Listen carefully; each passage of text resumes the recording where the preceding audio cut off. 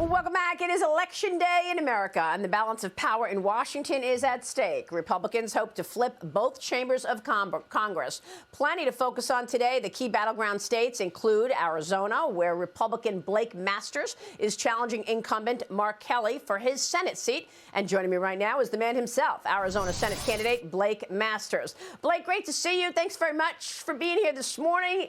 We have arrived. It is the day. How you feeling about this race? We're feeling great. You know, Maria, it's surreal. I've been campaigning for more than 500 days, just getting our message out to all the good people of Arizona. And now it's Election Day. Now it's time for our grassroots patriots, right? And for normal people who don't like wide open borders and fentanyl and inflation and crime to show up, vote Republican up and down the ticket. We're going to fire Mark Kelly. We're going to take our country back. Well, I haven't heard Mark Kelly really talk about the border until you showed up talking about the border as much as you have. And I saw you in your roundtable on Friday talking about 5 million people coming into America from the wide open border on Joe Biden's watch. Give us a sense of how that has resonated with voters. What's most important in terms of people understanding the impact of that border to Arizona? Well, we bear the brunt of this crisis, but the reality is Joe Biden and Mark Kelly and their open borders policies, they've turned every county, not just in Arizona, but every county in America into a border county. These 4.5 million illegal aliens who Joe Biden and Mark Kelly have welcomed into our country illegally in the last 20 months, they're not just coming from Mexico. They're coming from 140 different countries, right? Yemen, Bangladesh. I mean, I think over 100 have been caught and on the terror watch list. So imagine all the terrorists who are coming into our country who haven't been caught, right? It's a humanitarian disaster. Crime is increasing in our cities and towns. Fentanyl is coming through. And what really breaks my heart, which just makes me disappointed in Mark Kelly, is it's not like Biden and Mark Kelly and the Democrats have been trying to secure the border but failing. You know, that would be bad enough if they were trying but failing. They're not even trying. They surrendered our sovereignty to the Mexican drug cartels.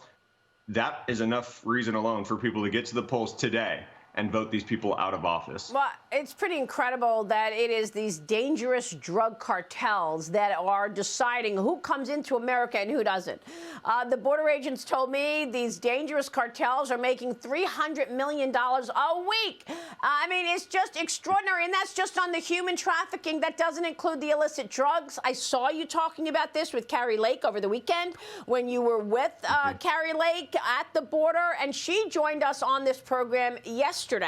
Here's what the gubernatorial candidate for Arizona said about fentanyl yesterday right here. Watch.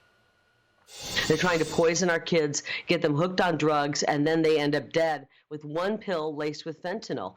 It's frightening what's happening. It's coming across Arizona in record numbers. When Texas and Governor Abbott clamped down a bit on the Texas border, we saw the interdictions for drugs pouring across our border increase.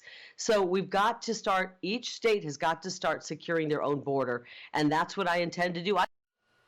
So, Blake, I mean, at this point, most of us know someone who was poisoned by fentanyl. What can you do to stop it? Well, by taking back Congress, right, we're going to send Biden a message. We're going to bear hug his whole administration. I'm going to grind his agenda to a halt unless and until we get border security. Period. I'm not going to vote for a single thing, not a single continuing resolution, not a single appointee, unless Joe Biden actually does something to secure our border. That's the leverage that one senator has. It's the leverage that Mark Kelly has had for the last 20 months. Remember, we've had a 50-50 Senate. Joe Biden needed Mark Kelly's vote to accomplish absolutely anything and everything. And Mark Kelly refused to dig his heels in and stand up for the people of Arizona. So I'll do all I can at the federal level, although we also got to send senators and congressmen to D.C. who understand the 9th and 10th Amendments. I'm going to help push power back from D.C. back to the states, back to Arizona, and I'll do everything in my federal perch to help Governor Carrie Lake secure the border at the state level. Tag team. Well, you've been succeeding even without Mitch McConnell money. There's some talk that there's going to be a real challenge to Mitch McConnell in terms of leadership. Do you support him? We'll see if there's a challenge or not, but I've called for new leadership. I think we need new leadership. I don't think he liked it when I said that. so be it. I work for the people Blake. of Arizona, not for anybody in D.C. Blake, it's good to have you this morning. We'll be watching your race. Thank you so much. Blake Masters joining us this morning in Arizona. We'll be right back.